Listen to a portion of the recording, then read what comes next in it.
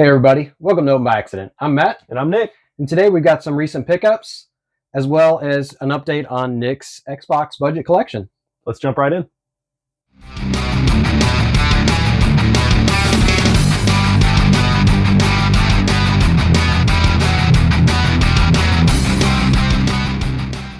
All right, let's take a look at a little in depth on these pickups. We've got first up Rallycross for the original PlayStation. This game is complete, and the fun part about this one is if you notice on the disc, it's got some writing on there, a BBV and a number. That's a Blockbuster Video former rental.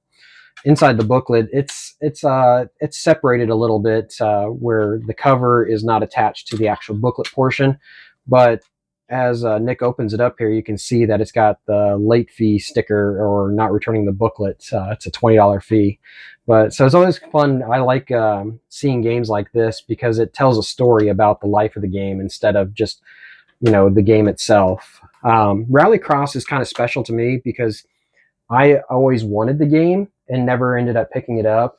When I bought my PlayStation 1 for the first time, it only came with a demo disc.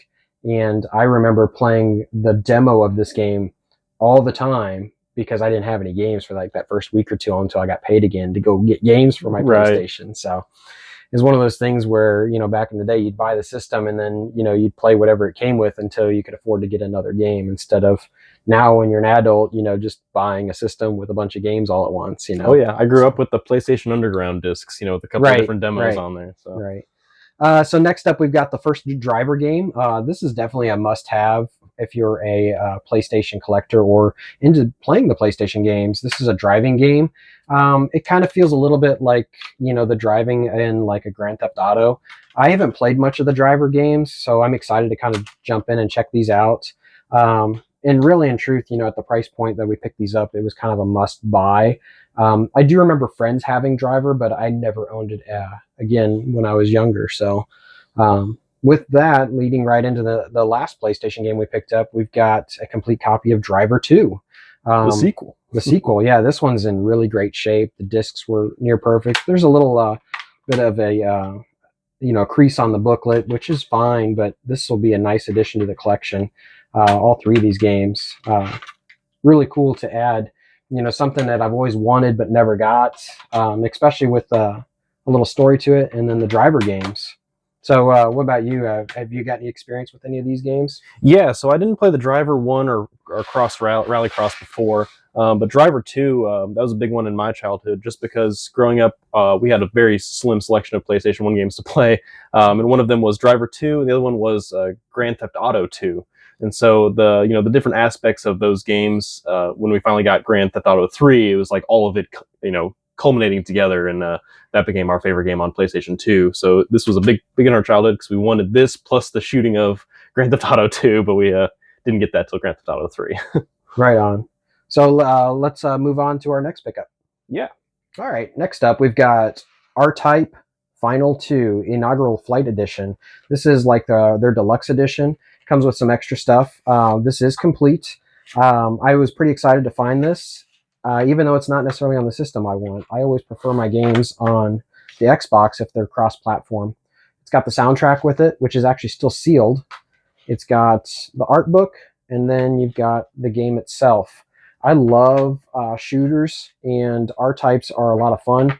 The cool thing about the Final series is it's more in depth. It's almost kind of like got RPG elements where you're trying to upgrade to different ships by playing through the game, and then there's different game modes that you unlock and that sort of thing.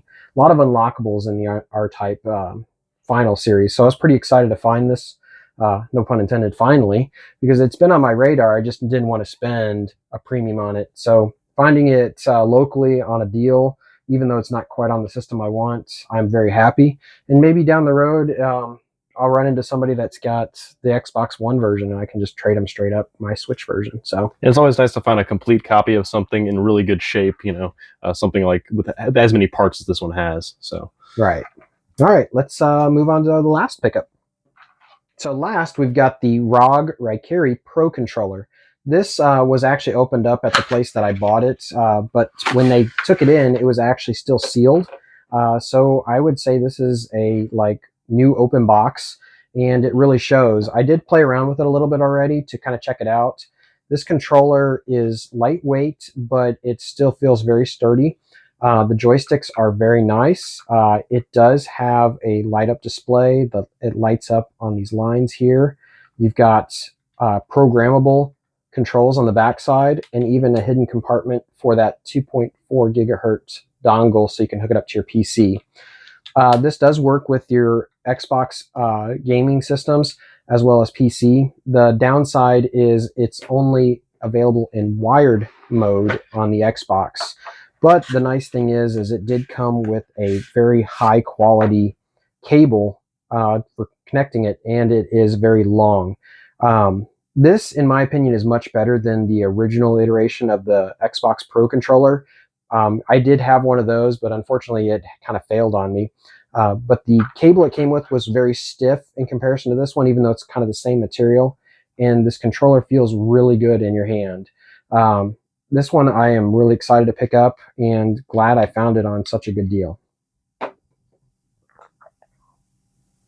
All right, so the ROG Republica Gaming controller, this Pro controller, is pretty amazing. I really am enjoying it. The quality of it is top notch, and I see why it won some awards.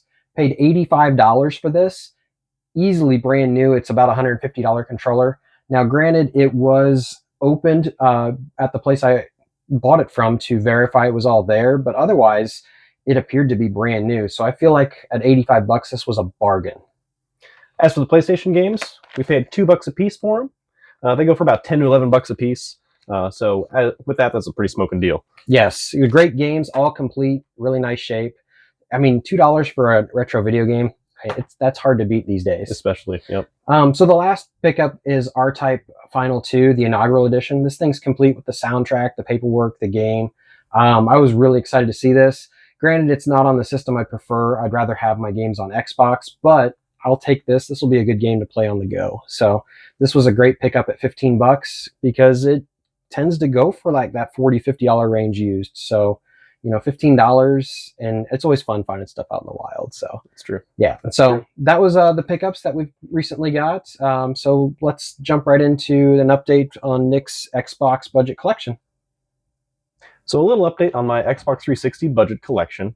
The Saboteur we had, it ended up not working completely. It would freeze up at certain points. There was a couple of scratches on it, so I handed it over to Matt to try maybe to repair it with his machines that he has. Yeah, I've got a nice disc resurfacer, and it did clean up all the scratches and such really good, but after cleaning it up and upon inspection, there was almost like a pinhole in the disc, and basically when it got to that point on the read disc, it just would not read anymore. And unfortunately, a disc resurfacer will not repair like physical damage to a disc. Right. It will take out scratches. The nice thing is when you buy things locally and build a relationship with where you're buying the games, a lot of times they will work with you and take care of you. So since I've been collecting video games for 20 plus years, I mean, I have a relationship with everywhere I buy my games, and I brought it back in, you know, even like a month later, and I told them what was going on, what I did, and they're just like, yeah, just go pick out another game. So that's what we did. We found a replacement game because the Saboteur was a no-go. Right, so we ended up going with Shadow of Mordor as the replacement game. This is a game that I never played before. It's a game that I watched one of my friends who I lived with a couple of years prior. He got it when it first came out and said it was fantastic. And so I always wanted to play it, but I never got it. So I'm looking forward to finally getting a chance to check it out.